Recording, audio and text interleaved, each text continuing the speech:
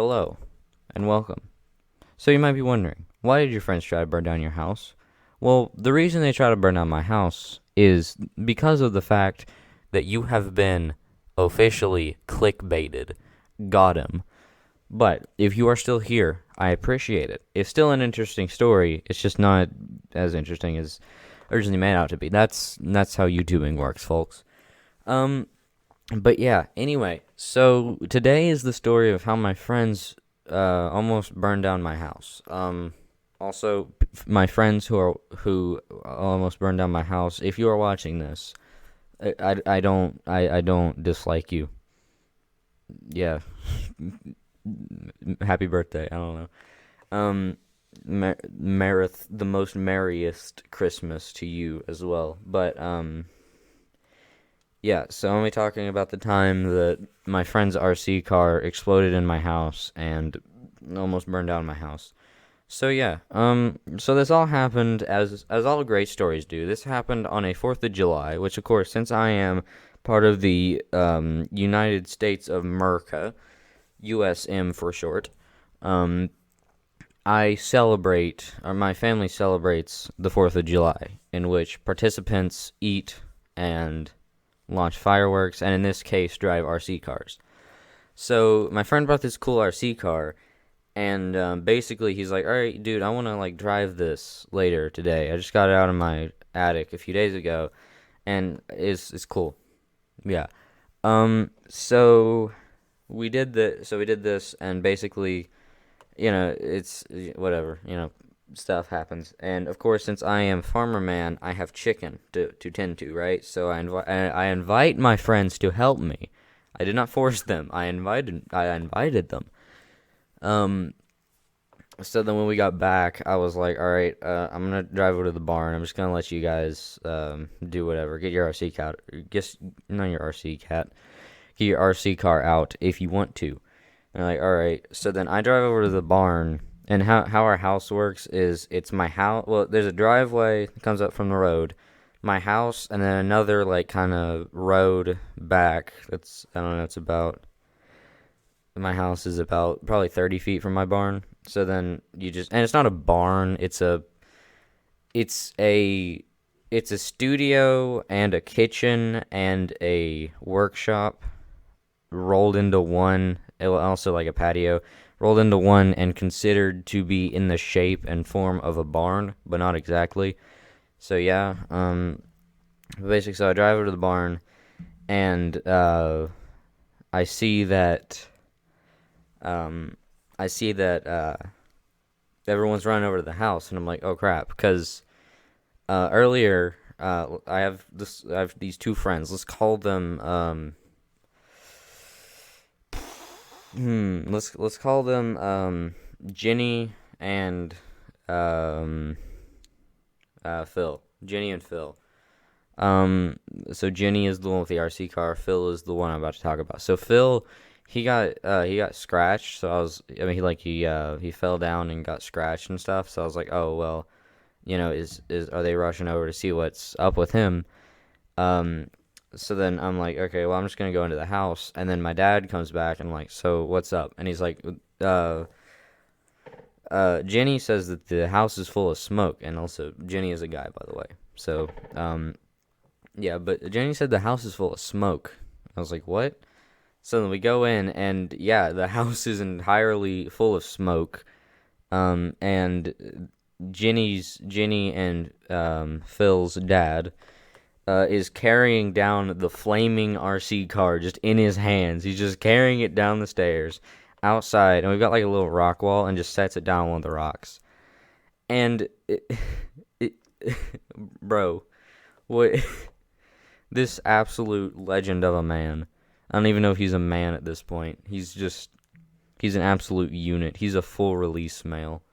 Um, but yeah. Anyway, so um yeah, that happened, and then we just kind of, of course, Jenny is kind of sad at the news of his RC car exploding, so he's a little sad, and so we just kind of leave him alone, and then yeah, that's about it.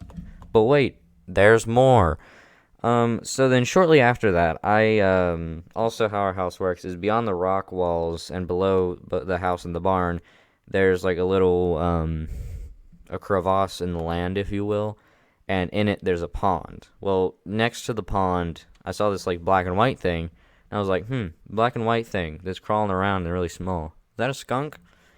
And I think that was the first time I've ever seen a skunk on our property. Dad looks over there. Yeah, that's a skunk. Let me get the gun. Yeah, let me get the gun. So then, he gets like, I don't know, whatever kind of gun he has. He gets a sniper rifle. I don't know, something. And basically, well, what he does is he's like, all right, Jenny and Phil's dad, here you go. Here's a gun. Shoot the skunk. And he's like, all right.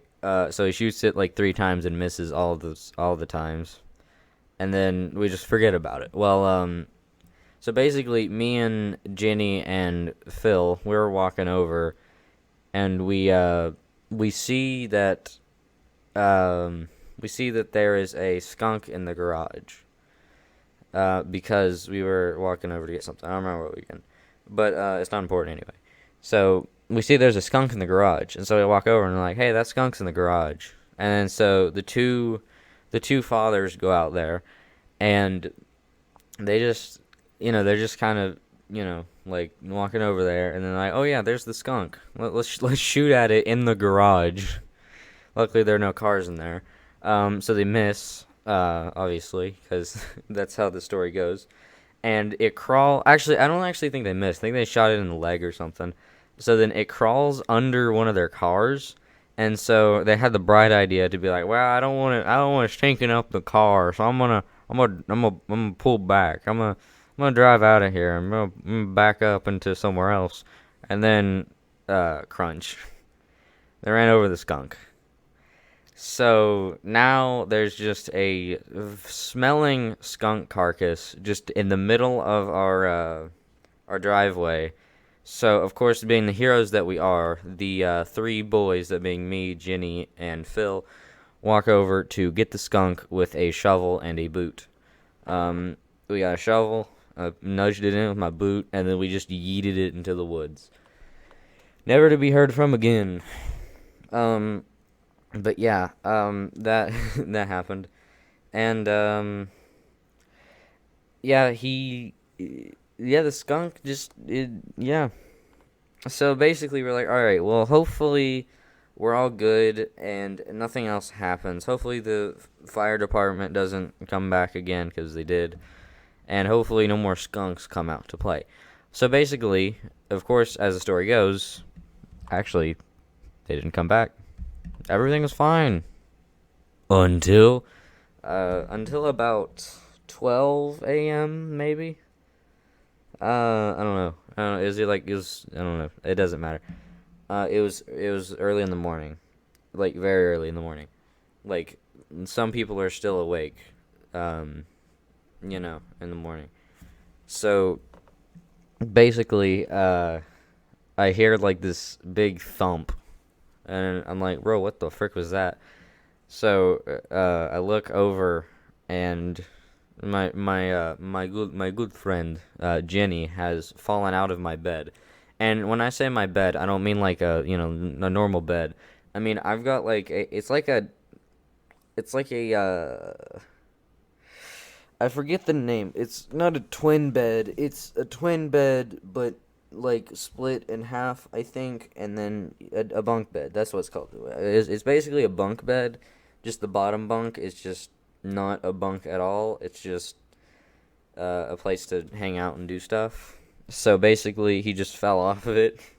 I mean, it's like 5 feet tall, I think, maybe. No, it can't be 5 feet tall. It's way taller than me. So it has to be like at least, I don't actually know. I would say with my bed on it, it's probably about 8 feet tall.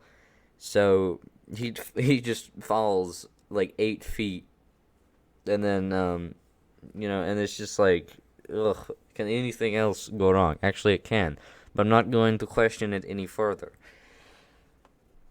Yeah, that's about all. That's about all I have. Yeah. I don't know. That was a story. Yeah, that happened. So anyway, yeah, that was the story of how my friends almost burned down my house. Yeah. It had a very abrupt ending, and I apologize. However, that's how these things go. So anyway, yeah, I guess that's about it. So I hope you enjoyed, and I will see you all later. Have a good day or evening, whatever you're doing, wherever you are. Good, farewell, I guess. Goodbye.